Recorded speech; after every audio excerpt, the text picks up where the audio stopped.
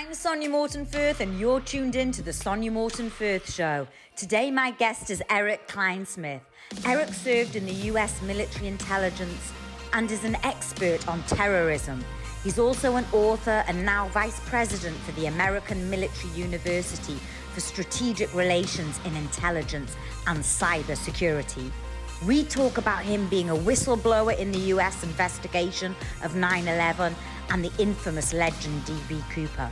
We also talk about COVID, the manipulation of data, censorship, and what the biggest threat is to the US today. Thank you so much for agreeing to be a guest on my show. Now, I'm loving this because I get to interview people all around the world. So that's the positive about doing the Zoom. Erik, tell everyone where you're from and where you're sitting at the moment. Okay, well, I'm actually sitting in my house because, and I work for an online university called American Military University, or there's other names for it, American Public University System. But our school has always been an online or distance learning higher education. So and that's, I mean, I even got my master's through the school and in strategic intelligence while I was in active duty working in a classified environment. That was the beauty of the school. So when I finally came to work for them, we did have an office in Manassas, Virginia, which is right out and right next to the Manassas battlefield from the American Civil War. So you can walk out of the building and you're on an area of the battlefield, which is, as a history nerd, it's fantastic for me. But just for COVID, we decided to shut that building down, and so everybody's works from home. So I'm in my undisclosed location, aka my basement of my house. I told my wife, I was like, hey, I'm going to be working from home. And she goes, well, how long? I said, for the rest of my career. And she said, well, then you're moving out of the dining room. Yeah, here's the basement. There you exactly. go. Erik, look, I'm so thrilled that you're with me here today, and I'm very excited about our chat. Now, before we get into sort of some of the ins and outs of your career, you joined the military. Tell me a little bit more about that background. Why did you decide to join the military? Well, part of it is I am the youngest of three boys. My dad was an educator. My mom was an educator. But my father was killed when I was 15. Oh. And it was just as simple. He was jogging around outside of our neighborhood, and a girl that was putting makeup on hit him from behind. As a distracted driver. And so that was in the middle of in between my sophomore and junior year of high school. So my high school was, as privileged as I felt, being raised with a fantastic father, fantastic mother. And my father never joined a group or club that did not have to do with the family. So he was never involved with the local Rotary or any kind of lodge or anything like that. And for criticism that we received from that, his response was, you're not contributing to the community. And he said, well, I'm raising three boys. That's my contribution to the community. Mm-hmm. And after he passed away, we all had, we were all growing up in a very patriotic environment in terms of our family. So my oldest brother became an officer in the Marine Corps. My middle brother became an officer in the Army and joined the 101st Airborne Division. And then he had since left, and he just retired December 31st after 30 years as a Secret Service officer. He's probably one of the most decorated officers in the history of that organization. So it's just patriotism has always been part of our life. And so besides the patriotic feel, but also to understand more about my father's life is another reason why I think we all joined up. And so I joined the military first as an armor officer, which was perfect because my dad was an armored cavalry officer. He was in the Cold War. He was on the German border in the 7th Cavalry for a time. And so that was a big draw for me. So I did my first tour on M1 tanks. And then I switched over to these scouts and reconnaissance vehicles. And so we were doing in the UK, it would be a version of the Rat Patrol from World War II, where we had 10 Humvees, no tops, no doors, no windshields, which would be fantastic in the desert, but we were in the mountains of Colorado, and it was much harder living when you spend a third of your year out in the field for that. And then from that point, I switched over to intelligence, and that was the rest of my career.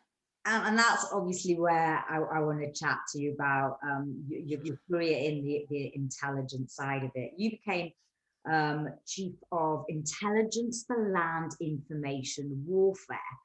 And as I understand it, you pioneered analysis using data mining. Now, for some people, that might go over their head a little bit. Yeah. Sort of translate that into plain layman terms, English terms. Okay. What were you actually doing?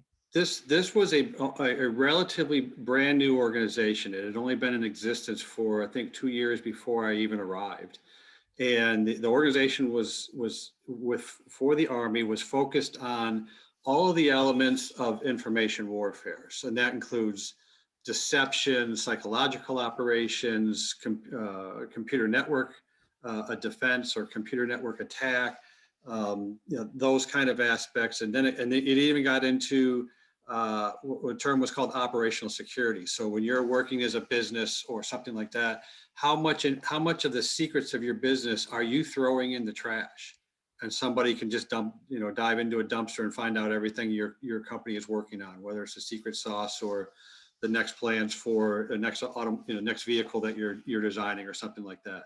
And so that was another aspect of going into organizations and just showing them, here's where you're losing all of your information. We can anybody who is a spy doesn't need to break into your organization. You're throwing it out, or your folks are talking about it online or something like that. And that's another aspect. And so all these parts of information warfare, I became the first military lead as an Army major of the intelligence branch for that. And so it was our job to do analysis, and what an intelligence does. And if you think about an intelligence and as an investigator, like a police investigator that does analysis, a police investigator does analysis to try to figure out what happened. How did the crime occur? So they're working in the past. Yeah. What intelligence folks have to do is they're working with the same information, but it's their job to say, this is what I think is going to happen in the future based upon whatever threat organization you're worked on. And oh, by the way, they don't want us to know what they're working on. So they're taking their own measures to hide information and things like that. And that's really the business of intelligence overall. And on that, you worked on a couple of, many high profile cases. Yes. And as you just mentioned, you were looking into the future rather than sort of investigating the past. Right. Tell me about the Able Danger program, because that's the one that I guess had you did know what was going to happen. Right. And obviously the consequences of that were devastating. Right. Tell me a little bit more about what Able Danger was all about. Okay. Able Danger was the name to an operation that the U.S. Special Operations Command embarked on after the Khobar Towers. No, after the bombings of Kenya and Tanzania, the U.S. embassies there. And they came to us afterwards, and they were looking for a way to find and hunt down Al-Qaeda worldwide.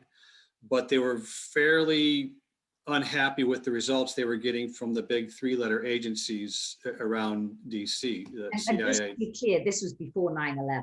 We're talking. Yes, this was 1999, 2000.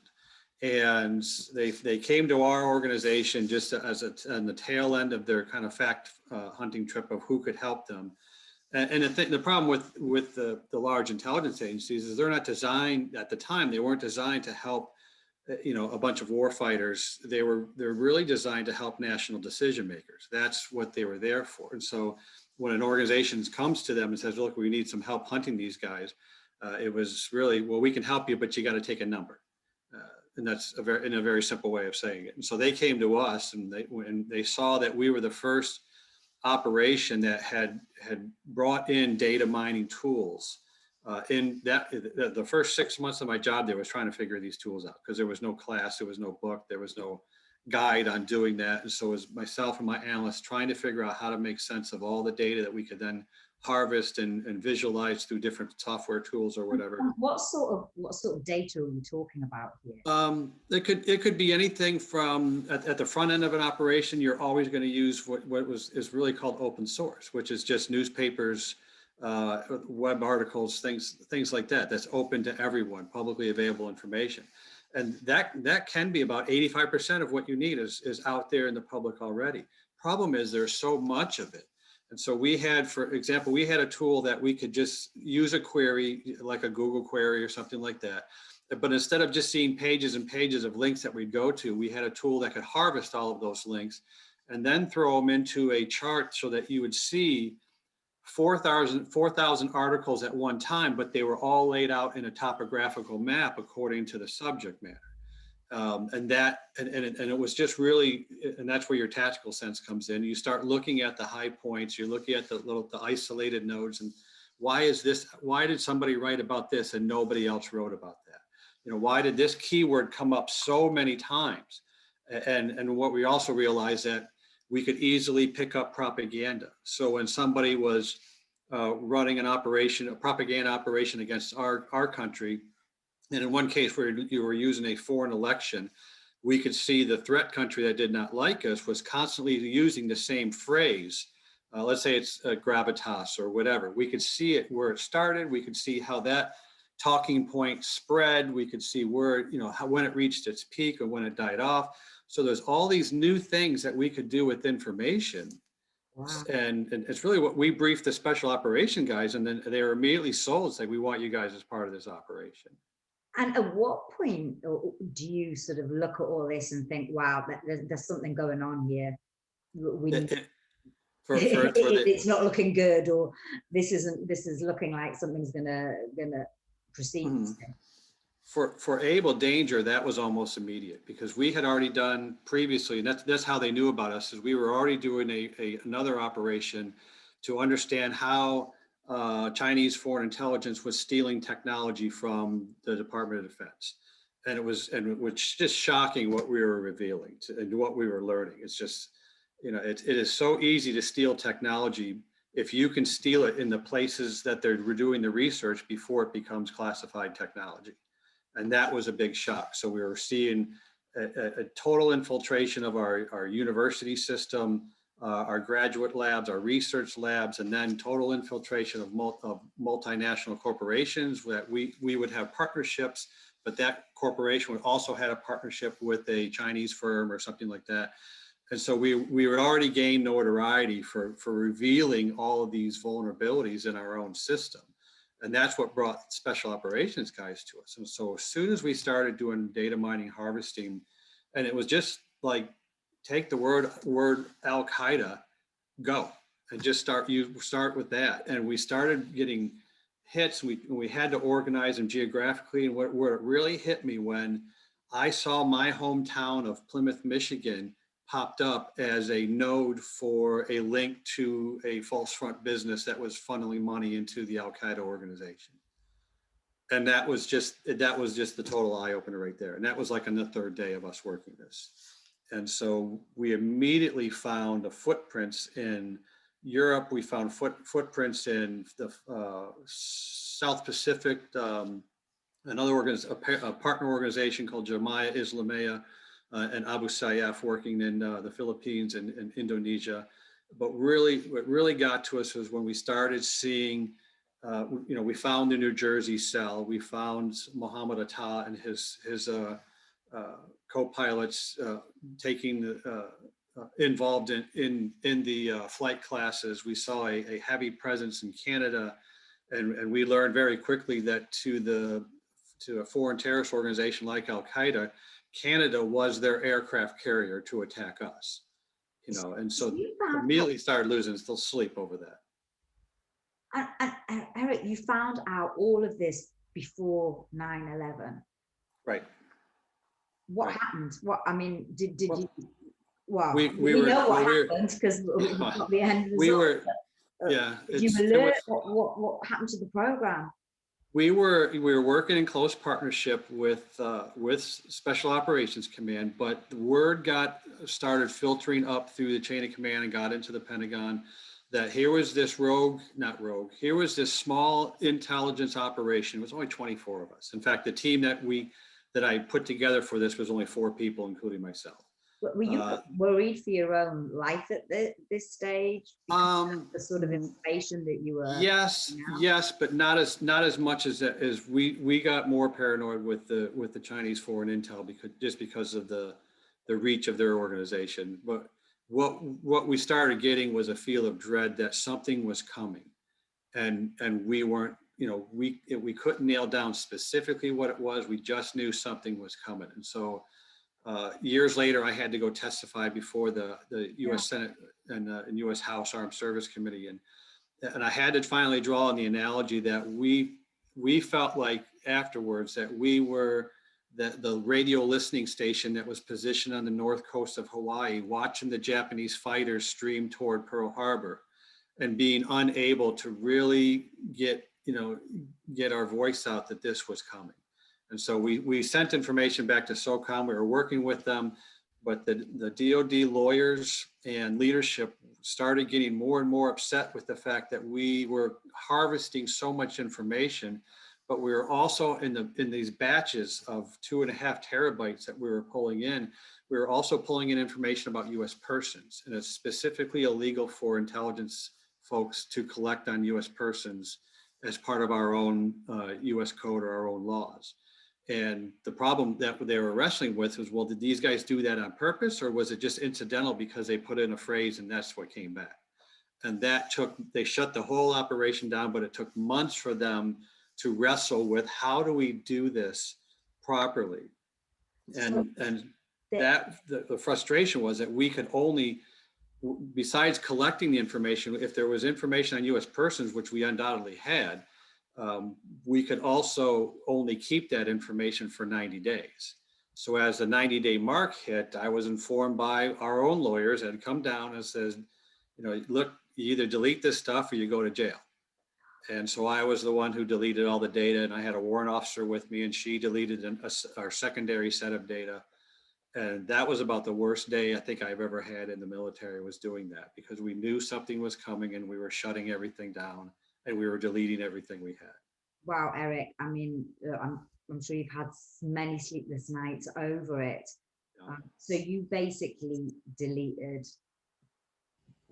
evidence that 9/11 right. was going to take place. Right. But you were made to delete. You didn't. Right. Right. And I got grilled on it up on Capitol Hill before the Senate, and one of the President Biden he was a senator. He was in there. And that was the questions I got back is, why, who made you delete this data? I said, nobody did this. And I held up the regulation. The regulation made me delete the data. But what was horrible about that whole day was, as I got into the room, it was packed, wall to wall folks of myself going to testify. And I was asking one of the staffers, like, who are all these folks that are here? He said, well, about a third of them are reporters, about a third of them are other staffers, and about a third of them are the families of the victims of 9/11. Wow. And that just, at that point, that was again another low point where it's just, I have to walk in and tell the world why I failed. Wow. By obeying the law. And that's what you swore to. But in the same light, you became a whistleblower, right? You didn't. Yes. You didn't have to stand up and say this. And I bet the easier thing would have been, not the easier thing, but you were telling a nation what happened. Mm-hmm. Now that must have entailed a huge amount of, risk, and you to actually stand up and say those things. Right. It was frustrating because, yes, I could have held the data, but knowing doing so would have knowingly violated our own regulations. And quite frankly, put our own unit in jeopardy. Somebody else would have come down and deleted it for me, and we would have suffered the consequences for not doing that or trying to hide it or whatever. I think it was just one of those instances where you do everything in your power for your entire career to further your own country and follow your own guides of what you think is right and wrong, and you're doing something that in your heart is completely wrong, but it's in conflict with what you're supposed to be doing. Would you have done it differently? I guess that's a very it's hard to do. Now it's after 9/11. Like the entire world has changed. So it's just the second time I went up, I had to testify. It was 6 months later. We had to go back up, and I had after the testimony was all done, I had reporters asking questions, and I had this guy I was talking to asking me all these questions, follow me out in the hallway, asking me some very personal stuff, and I finally just had to stop this guy, and I said, "Look, I'm sorry, I don't know who you are." And he said, I am so sorry. My name is Kirk Lippold. I was the commander of the USS Cole that was bombed. And we had intelligence that could also have warned his ship that there was a planned attack on that as well, because that was part of the data set that we had deleted, because we also had some residual pieces on other operations, and everyone had known that as well. And I just, again, the first thing I had to do is, again, apologize to him. I was like, I am sorry I failed you. And because of that, 17 sailors lost their lives. If we could have warned you, we could have prevented that. I mean, now we're friends, but it's just another tough part. So in the end of the day, you were basically taking orders. You were doing what? Yes. So yeah. Who did anyone pay for this? Were rules changed? No. 9/11 Commission skipped over and never came down to even interview us. And part of the reason was because they didn't know we existed. We didn't know our operation was being run like that. It was one of our members who finally blew the whistle, and we had to make a choice. When he first came out, we had to make a choice: do we back this guy, or do we go back and tell the truth and the details? And this guy was our liaison to a DIA. In fact, you probably know him. His name is Tony Schaefer. He's a regular pundit on several shows. But that was our decision. Do we back him up or do we not? And my immediately, it's just like that. This story of what we tried to do, and the whole argument is, well, the U.S. failed because they failed to connect the dots. My answer to that is absolutely not. We connected the dots. We failed because we failed ourselves because of our own bureaucracy and our own inability to get past some of our parochial interests of agencies protecting information from other agencies and things like that. Now, I think I might know the answer to this, but would this happen again? Like, let's say this whole scenario now. There is always the biggest shock that I know folks are worried about now is the term called the cyber Pearl Harbor, and it's not just a cyber attack, but could there be an attack it's a multi-layered attack, because you could do and there's lots of literature, fictitious novels, folks writing about this, but how could you combine a total breakdown of the U.S. society by a terrorist attack with an EMP strike with a cyber attack that just disrupts everything that we've been involved with? And that's your doomsday scenario, which would involve millions of lives and things like that. That's really why cyber has become such an important piece for our U.S. national security, or even UK national security. I mean, just on that, because things in the US, I mean, we're going through difficult times all around the world, right? And I guess we can't not mention the COVID word. Right. Now, I'm not quite sure how things are there. We're looking positive. It looks like we're coming out of lockdown, but obviously it's shaken up the world. What are your views on that? Because I believe you've written some articles. You thought came out of China, and it'd be interesting to hear those. You've probably been asked this 1,000 times. Right. Part of with COVID, and it was interesting because my daughter caught it, and she was down at a school, James Madison University, which is about 100 miles from here. At her age, it was the worst thing that happened was the effect on her social life, with some of her friends blaming her for getting it and things like that. But from a 20-year-old, she just, she was able just to bear through it and just shook it off within a week or so. But for a country at large, I think the worst piece about what it did to our economy and our livelihoods and our culture and everything else is that the virus didn't do that. We did that. We destroyed our own economy. We changed our own culture. And part of it was based upon, and some of the talks I gave initially on COVID was really based upon the false sets of modeling that occurred to try to, and again, if you're involved with information warfare, people create models, liars, figures, and figures lie. And so I see in models that were coming out that were total exaggerations and fabrications. And one of the things, like one example is there's a photo that was floating around my social media, and it's a photo of an intersection, but somebody had blown up a COVID virus to the size of like a watermelon sized virus, and then just put it all over the photo and up on the street lamps. And the caption was, if you could see it, would you still go out? And I'm looking at this, it's like, this is such an exaggeration and it's a model.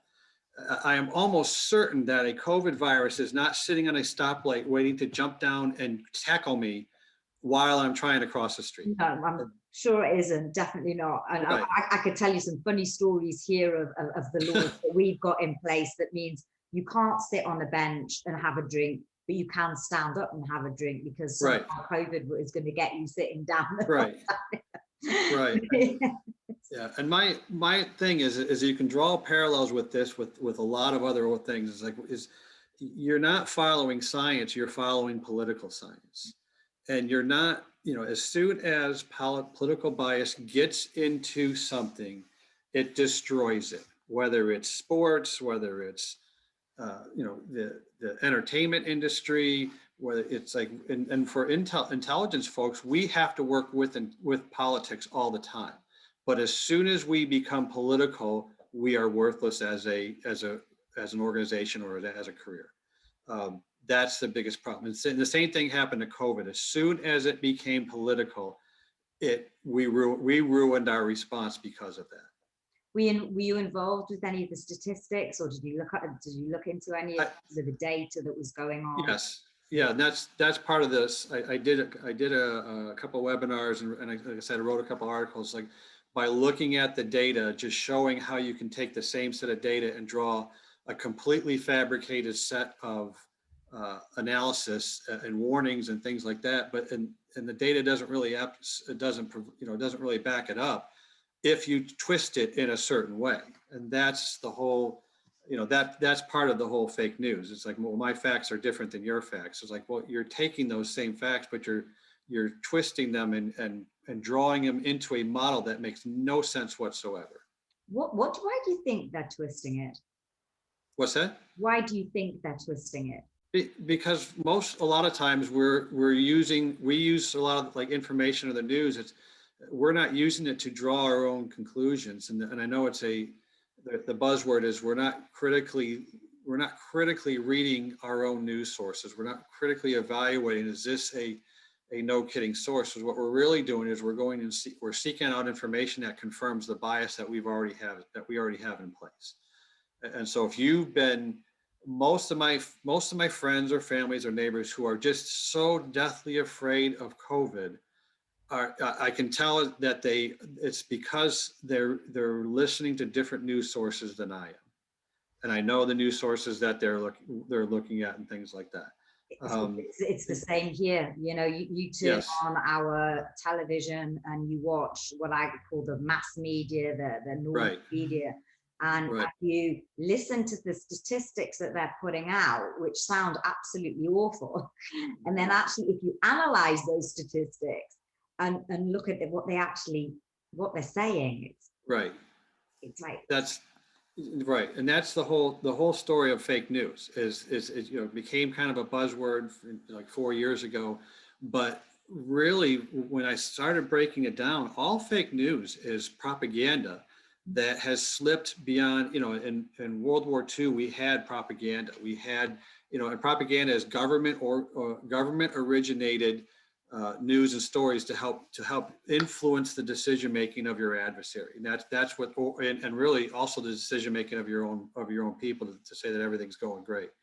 But now fake news is propaganda that is exercised by a political organization or a news organization, which now is, again, blurring past the point of what's a political organization. And, it's news organizations are political organizations now, as they start embracing opinion-based news, or instead of providing, a factual set of stories and let the viewers decide. Opinion-based news feels that, well, we're smarter than everyone else. We're going to tell you what to think, not what the actual stories are, and let you make your own decisions. And then on top of that, you've got social media and what's going on there. Right. Think social media has exacerbated the problem, or opened up a different view? Yes and no. I mean, there's more information out there, but what comes with that is there's more noise. And it depends on if you want to.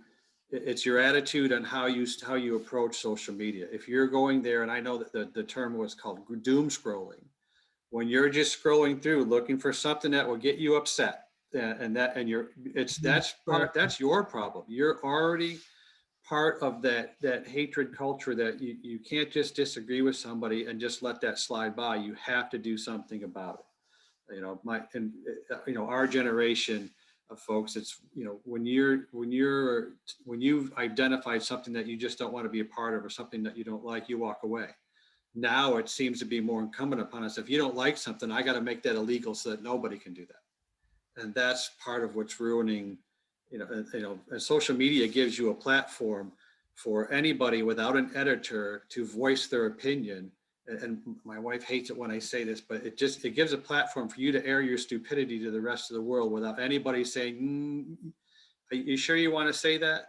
In old times, you could have a discussion and somebody's like, are you sure? Well, wait, let me reword that. Well, social media is too late. You just put it out there. That's why I deleted my Twitter account a couple of months ago. I was just, it was great source of information on some cases, but it just seemed more and more of a platform for folks to broadcast their ignorance. And what do you make of all this censorship at the moment as well? I mean, I am 100% against it.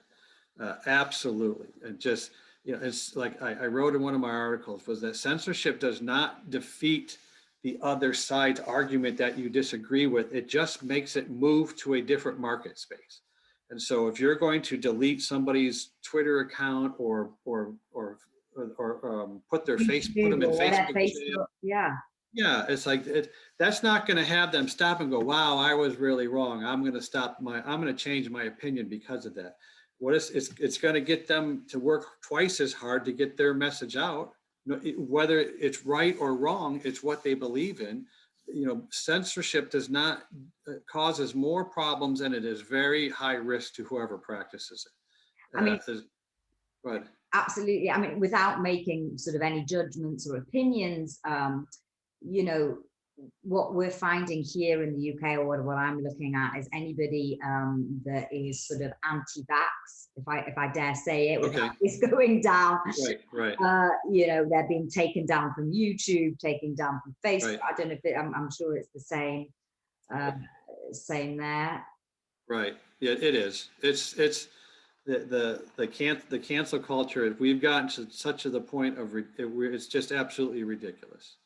And my wife is a librarian in a school, and we're actually in Loudoun County, Virginia, which is one of the first counties that has decided to take Dr. Seuss. And they used to have a Dr. Seuss Day, and they opened that up because they said they wanted a more diverse set of authors for children's authors. So they've canceled Dr. Seuss Day, and they're calling it something else. Dr. Seuss is still included, but that kind of started that's all it needed to take, was to start this touch point fire for the publisher now to come out and say, well, we're not going to publish 6 of the books.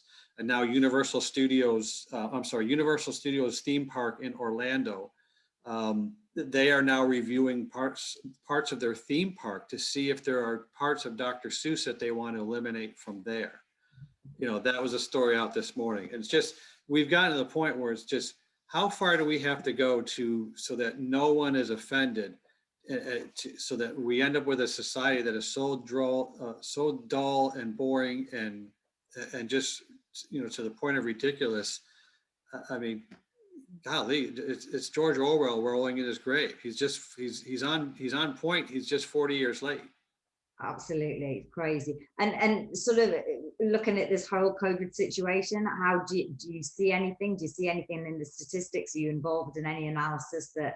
No, I mean, I am looking at the best part and the best argument can be made is the great part about the U.S. is we have 50 states, and each state is a laboratory, and whether it's economics or in this case it's COVID or culture or whatever.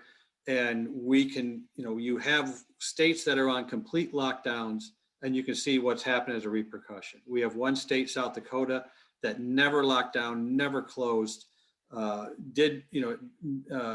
think they worked some mask mandates, but they never disrupted their economy, and they kept the lowest. They're now the state with the lowest unemployment in the U.S.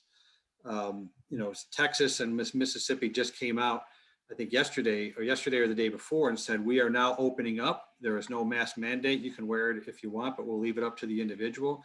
And now we're going to see, let that go. Now let's see, they have a belief in what their scientific evidence is, and let's see whether it works. And I know there's some very draconian kickback to that. It's like, you can't do that. You're playing with people's lives. It's like, well, every state has a right to set their own policy. You cannot dictate that from above. There's no one size fits all from Texas versus Florida versus California versus New York.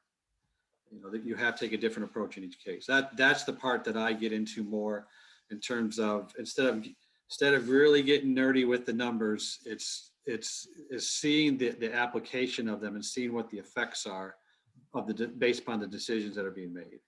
It is, you're right. It's an experiment, isn't it? It's like a big lab, because you've got the states that you haven't got physical borders as such. It's just a right. COVID. Right. COVID doesn't know. Well, you'd assume COVID doesn't see the borders, right? Well, we do that with our tax codes. How states affect the tax. They do it with what their priorities are for spending, whether they spend more on infrastructure or not. And I grew up in the state of Michigan, and the biggest complaint, and it has never gone away, is that the roads in Michigan are terrible. And I was just there for a funeral on Tuesday of a family friend. My brothers and I piled up in the truck and drove there.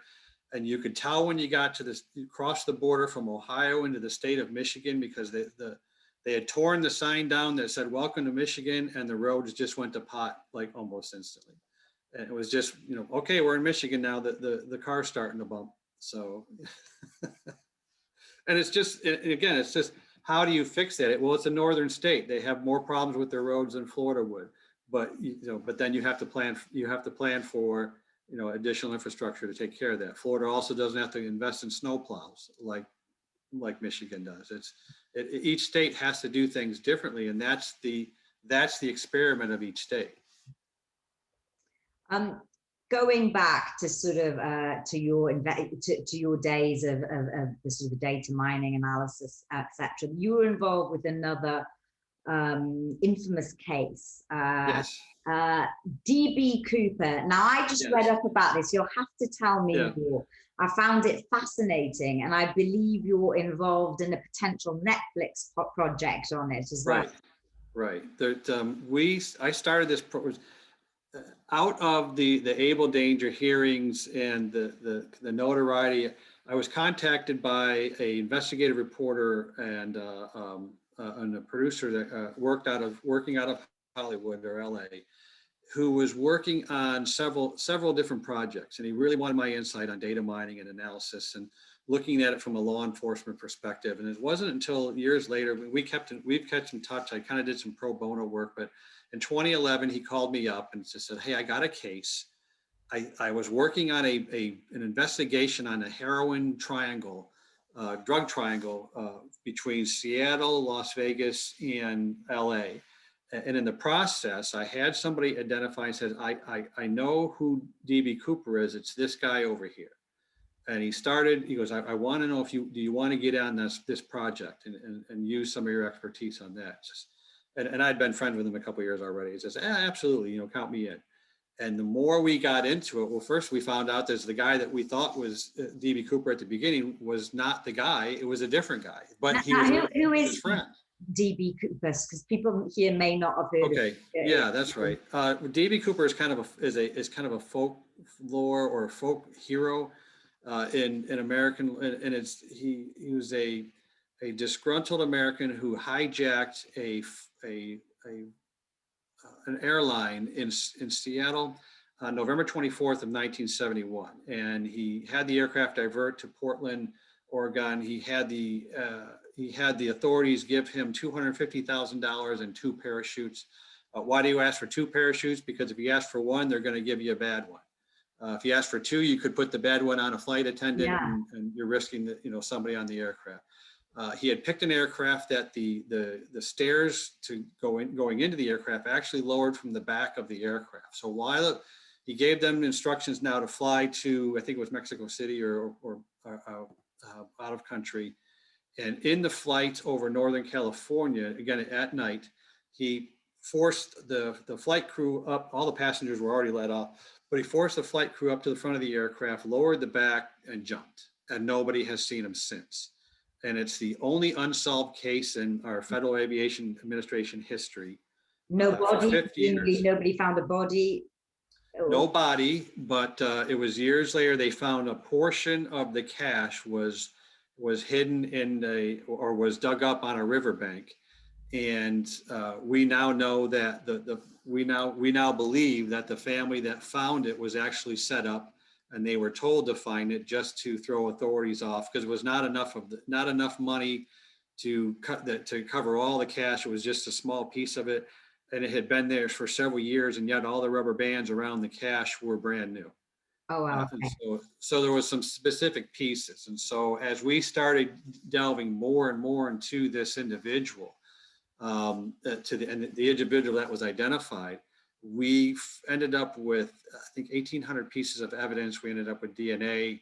I got involved because the lead investigator, a friend of mine named Tom Colbert, he had like a 70-page dossier that he was trying to get different law enforcement authorities to read it, and nobody was reading it. And so he gave it to me, and I gave it to one of my instructors who did a link analysis. I was running a training program at the time, and we created a link chart based upon all the information that we had. And it was one visualization that showed this guy as the center and all of the things that he had been doing his entire life. And it was one grifting operation after another. Do we know if he's harmed? I mean, up until that point, I mean, he was seen on the plane, right? And people saw him on the plane, I guess, and describe him. Had he hurt anybody, or? No, that's one of the reasons why it was tough to get the FBI to pay attention to what we were doing. Is the same group within the bureau and I think it was the Seattle field office. The same group that was handling cold cases was the same group that was handling missing and exploited children. What's your priority? A child who had been missing for 2 weeks, or some old fart 50 years ago who hijacked an aircraft but didn't kill anybody and only stole $250,000. Yeah. So that's kind of what we were working towards as we started again, and it was a combination of our own analysis using some modern data mining tools with old-fashioned gumshoe investigative work. We've now finally gotten to the point where we're working on a Netflix show for it. And hopefully we'll be, and I'm positive we'll be able to tell the whole story. There's actually some details I don't want to discuss because they'll come out during the series. But do we know when it's going to be aired? Is it this year? Or well, we're trying to make the 50th anniversary of the jump, which is November 24th. But I'm not sure we're going to make that. But it'll probably be next winter or things, something along that lines. But in the process of doing that one case, we are now on 3 additional cases that folks have just came to us and presented us with a potential solution to. And they're just as notorious or more notorious than that one. And so we've been working with a smaller subset of the 40 some folks that we had involved in DB Cooper. We're now a handful of us that are doing that. And it's gotten so popular to the point that my university, I'm in the process of creating a cold case fraternity or cold case group within our university, because as an online school, the average age of our student is 32.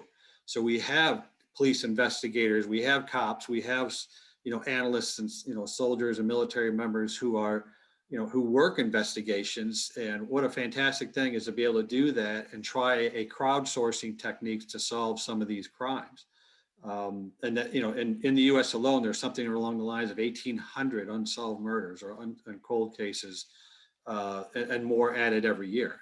And so that's, if you could create several teams of folks that can do that, what a fantastic way of crowdsourcing and using modern techniques to solve some of these cases. How many times do you get it wrong, or does the tech, not you personally, but does the analysis get it wrong? Because obviously it's great if you get the right person, and yeah. But is there some statistics no. behind the good old-fashioned way, and then obviously the technology that you're using? Right. It's a lot, and I think, and that's part of when I wrote a book last year on intelligence operations, and part of the reasons why to combat getting it wrong is that every intelligence operation has to be a perfect combination of the data you bring in, the tools that you use, the people, honestly, the skill sets of the people that you have, and the processes that you use. And that becomes a big piece. A lot of organizations, especially after 9/11, was like, well, we're going to create an intel analysis cell, or they didn't call it intelligence, or and all they did was really, we're going to take a bunch of data, we're going to take a bunch of data mining tools, and we're going to throw it into this room with servers and everything, and now we have an intelligence function. And they forget about, you have to have people with the right skill sets. They have the department. You discovered it. You found it, and they still ignored it. Right? They still ignored it. They still wanted you to dump it. Right. So that's doesn't it come to, in the end of the day, if your stats or if the computer or with your data doesn't match up with whoever's in that governing position, doesn't like the sound of it, or doesn't know. Right. Well, the biggest part about, and the folks that cause problems in intelligence are folks that lose sight that the whole reason we exist is to support somebody else. Intelligence is there to support a customer, a decision maker, somebody who does not have the time or the capability themselves to understand all the things about their threat or their competitors. And I expand the term threat to, the opposing. If you're in pro sports, the opposing team, there is somebody who watches videos on the opposing team to see their plays, who's injured, who's not, who's having contractual problems. All of those factor in how they're going to play the game next.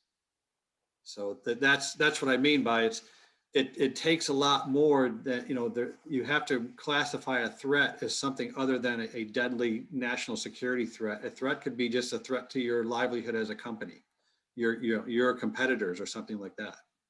I mean, people talk about, in fact, I'm going to ask you what we talked a little bit about this, what you think the biggest threat that the US faces today. And I know you mentioned cyber. Is there anything else that? I take it from two perspectives. One, you don't think it's COVID, just to no, I don't. It's the threat.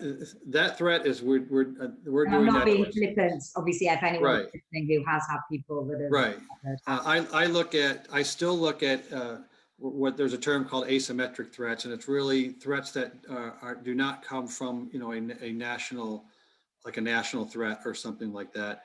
I still think our same strategic and competitors in the world, whether it's China or Iran, Russia in some cases, those are still a threat to our national security. They will always be. There's no way around that. We can have partnerships with them. We can have strategic relations with them, but we always have to be vigilant toward that. From a intelligence standpoint, just because the Cold War is over does not mean the spying has not stopped. In fact, it has ramped up. And there's, for crying out loud, I go to conferences now where the focus of the conference is how companies are spying on other companies. And that's intelligence has gone way beyond national security, and it's filtered into every aspect of our lives with that. A company spying on us as well. What's that? Well, think about think about all, all the invasions of privacy that are now coming out about. I've got an Alexa who she chirps up now and again, and I'm like, Right. Who said that? Why did you? Right. It does scare me. It's like Big Brother's watching. Right, absolutely. And that's it dawned on me when I was I was working with Norton Antivirus and some folks who make Symantec and the parent company, and they were talking about how they double their shifts at one point of the day during the weekday because the amount of cyber attacks doubles during that time. And it's just, and I use this as a point for teaching when I do get a chance to get in the classroom. And I always ask the students, so when are U.S. networks most vulnerable to attack during the week? And the answer is always, well, it's got to be the weekend, Friday night, Saturday, early in the mornings. It's 12 to 3 in the afternoons on the weekdays, because most of the attacks occur from script kiddies who are home from school and their parents are at work. Wow. And that's when they used to double their shift. Now, COVID has probably thrown that model totally out the window. Yeah, because we're schooling. Right. And so when you have a limited amount of resources to put that's why you rely upon the intelligence folks to say, here's some patterns that we see for these attacks. And if we were even able to figure some things out when we were doing some cyber network defense about what types of targets were the kids going for versus a national threat or a foreign intelligence service. And so we saw the Army's medical networks were under attack during one portion of my time there. We knew that was a foreign adversary. But when we saw all these attempted intrusions and we saw all this discussion, the number one target for a 17 to 21-year-old to break into a DoD, a U.S. Department of Defense network, is Area 51, is to find out information about aliens that supposedly we got buried in the deserts out in near Roswell. That was their main focus, is trying to get in and find that information because they dang sure knew we were hiding it. I'm going to have to ask, do you have any information on that? And I say no, and if I did, I'd say no. Oh. But that's could be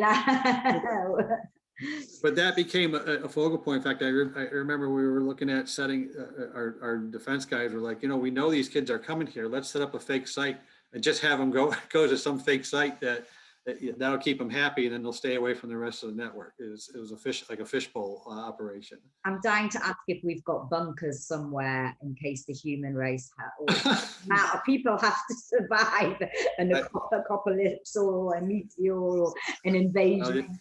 You got to get more fiction writers on your show to answer that. So, Erik, look, on a more serious note, do you see what we've talked about threats to the US? And I guess I don't just mean the US, because I think it's a global thing. Certainly. Right. Why do you do what you do? What do you love about it? Again, I always have that. There's always a patriotic foundation to that, but I just love doing analysis. I got into wargaming as a 8-year-old and doing historical wargaming with my brothers and families and things like that.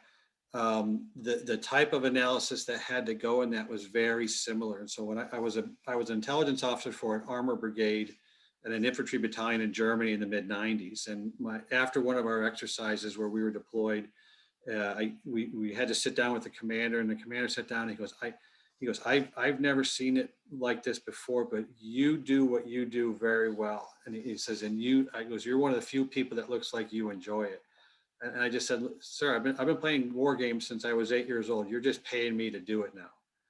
That became that part. And so that goes from one part of my career to the next. Anything, it always had to do with analysis. And so I've actually shied away from staying out of the upper management or wanting to be a CEO or a general officer or something like that, because as you progress up that chain, you're doing more and more management of personnel and you're getting less and less away from what I know I'm good at.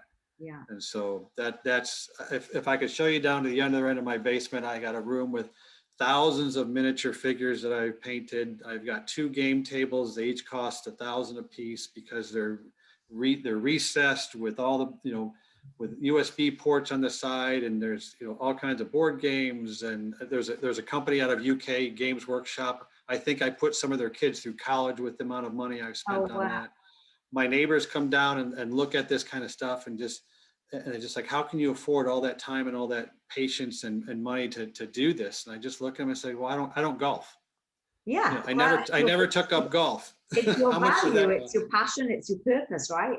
We've all got a gift, we've all got a purpose, right. And that got me into writing my book last year, and now I'm getting into writing a fiction book based upon gaming. It's just, these things now, as I get older and older, I start changing the things I want to do in my life, and that's one of them. But all of them are a tribute to my family, and tribute to my father and my wife and 2 kids and that kind of thing. Those are always the most important pieces for me. Erik, it really has been so interesting talking to you, and that's thank you. Pleasure. Likewise. I've just come to my last question, because we're running out of time. Okay. And that is, if you were to write a message in a bottle for future generations to find, what would that message be? I would only write, and I hate having to sit down and think about these kind of things, because your life gets so busy and you get overwhelmed from day to day. But I think that would be the thing, is never let yourself get overwhelmed from day to day. Focus on the things that, understand what is important to you in your life, and always keep those in focus. And to me, it's my God, my country, and my family. And everything you do will gear toward that. Erik, thank you so much for being a guest on my show.